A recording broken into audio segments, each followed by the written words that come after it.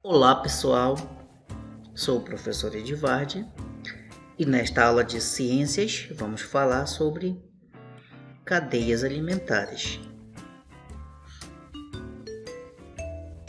Cadeias alimentares.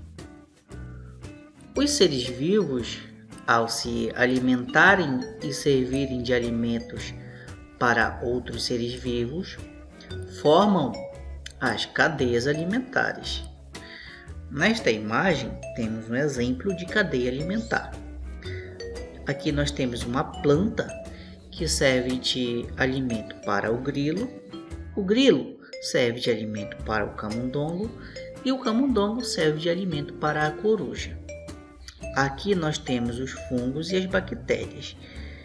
Eles fazem a decomposição desses seres vivos quando eles morrem. Nas cadeias alimentares nós temos os produtores. Produtores são os seres vivos que são capazes de produzir seu próprio alimento. Temos como exemplo as plantas e as algas. As plantas, podemos observar aqui uma açaizeira, um pé de açaí. A partir de um processo chamado de fotossíntese, a partir da luz do sol, elas são capazes de produzir seu próprio alimento. Por isso são chamadas de produtores, as plantas em geral.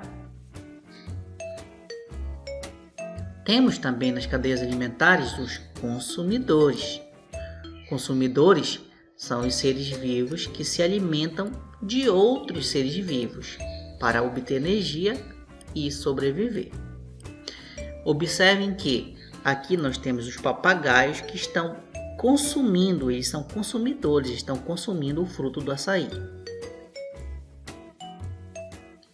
Temos também os decompositores, que são organismos que participam da cadeia alimentar, realizando a decomposição da matéria orgânica. Como, por exemplo, nós temos de decompositores os fungos e as bactérias, que assim que os animais e plantas morrem, eles fazem a decomposição.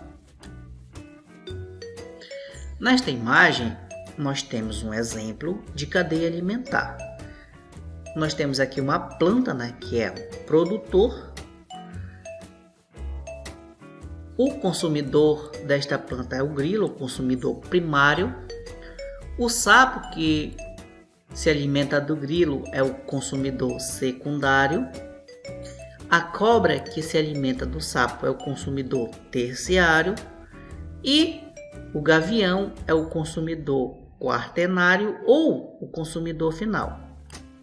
Aqui nós temos os fungos e as bactérias, que fazem a decomposição de todos esses seres vivos quando eles morrem. Vamos ver mais um exemplo. O nosso primeiro exemplo. Nós temos aqui a planta, que é o nosso produtor, o grilo, consumidor primário, o camundongo, que é o consumidor secundário, que se alimenta do grilo, a coruja, que é o consumidor final ou consumidor terciário, que se alimenta do camundongo.